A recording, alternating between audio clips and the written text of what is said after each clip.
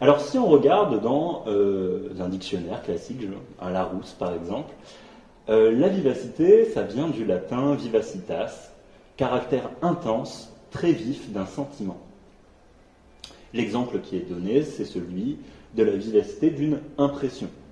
Et en effet, face à un film, on a une certaine impression de joie, de beauté parfois, de laideur aussi face à certains films, comme des films d'horreur qui ont été déjà évoqués plus tôt dans la journée. Et donc on comprend que cette vivacité, c'est d'abord une force qui accompagne le sentiment esthétique. Et cette force, elle est soit positive, soit négative. Elle n'a pas donc de valeur en elle-même. Soit cette force qui accompagne le sentiment esthétique, l'accompagne de manière positive, et donc à ce moment-là, on ressent le beau de manière plus ou moins intense, soit elle l'accompagne de manière négative, et alors là, on ressent aussi le laid d'une manière également plus ou moins intense. C'est cette sorte d'indétermination de la vivacité, qui peut être soit positive, soit négative, qui m'a amené à poser cette question: peut-on se fier finalement à ce sentiment de vivacité qui accompagne nos perceptions esthétiques, nos sentiments esthétiques? Sur quels principes? Et en fait, si on se demande si on peut se fier à ce sentiment, ça veut dire qu'il faut interroger donc les principes qui sont à l'origine de ce sentiment de vivacité en nous. Des principes, donc, principalement des spectateurs des œuvres. Mais peut-être également que ces principes sont au cœur des œuvres elles-mêmes.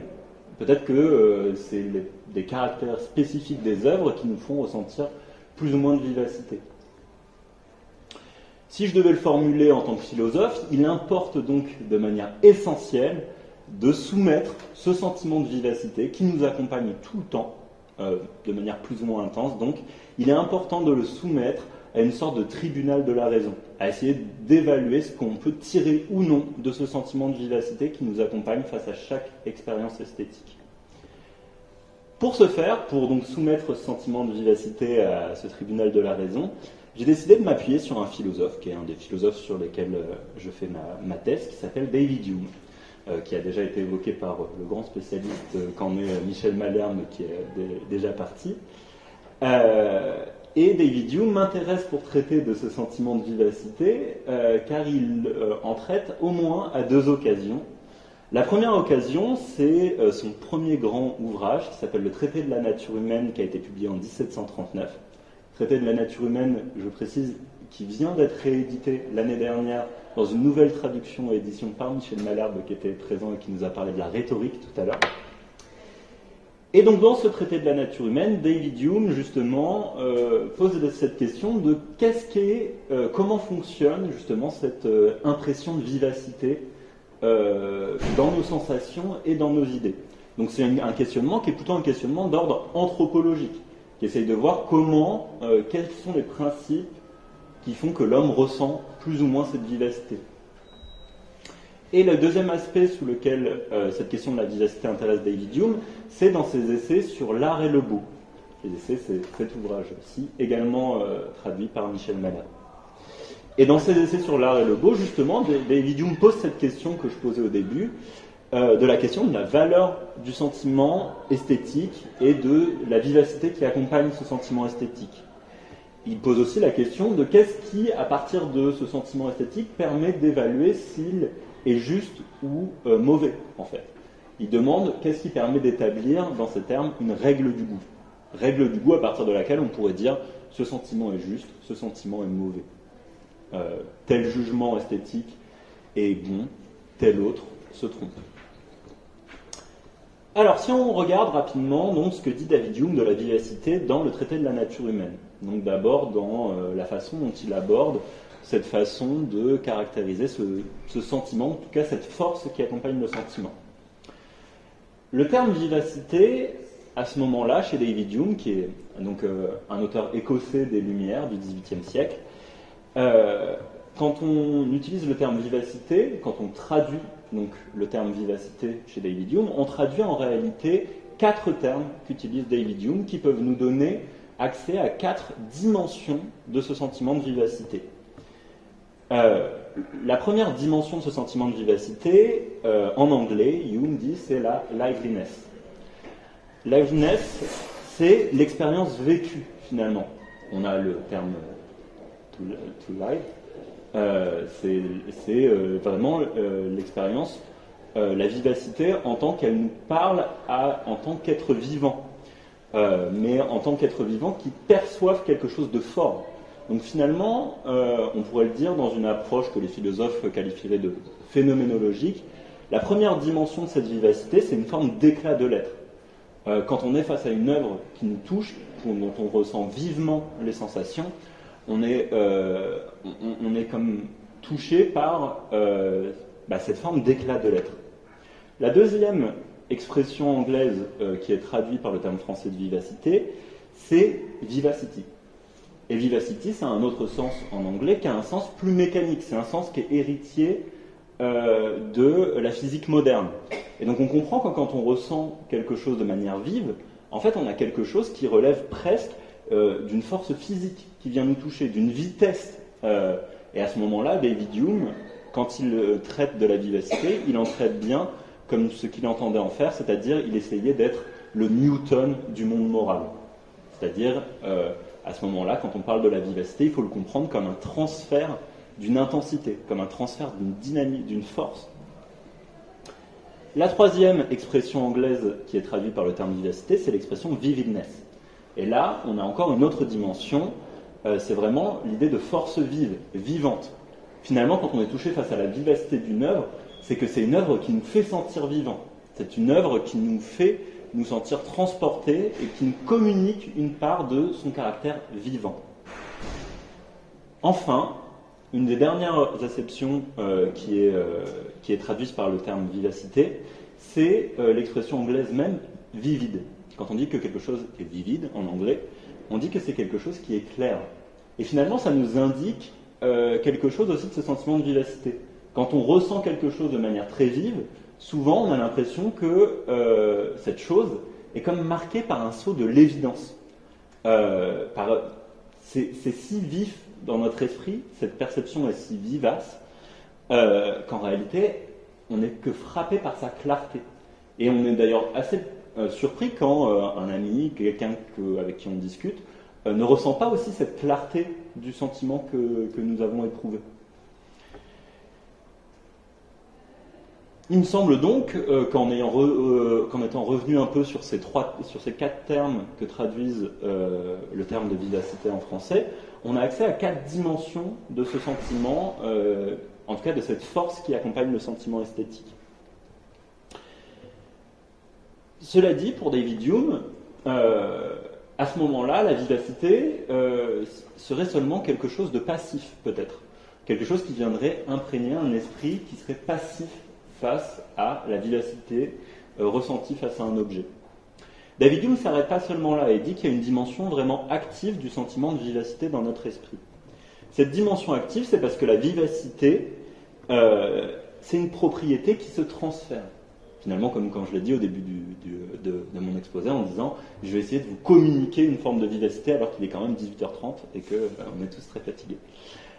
Finalement, c'est une propriété la vivacité, c'est une propriété qui se transmet d'une œuvre à un spectateur, mais c'est aussi une vivacité qui se transmet d'une idée à une autre, d'une impression à une autre.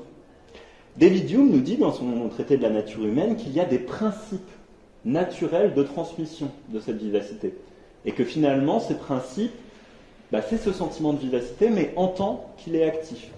Ces trois principes sont les suivants: la ressemblance, la causalité et la contiguïté. C'est-à-dire qu'on serait plus facilement touché par la vivacité d'une œuvre si elle nous ressemble d'une certaine façon, si facilement les sentiments qui sont exprimés dans cette œuvre ou les idées qui sont exprimées dans cette œuvre sont proches de nous, de ce qu'on ressent. On est plus facilement touché par la vivacité d'une œuvre dans cette condition.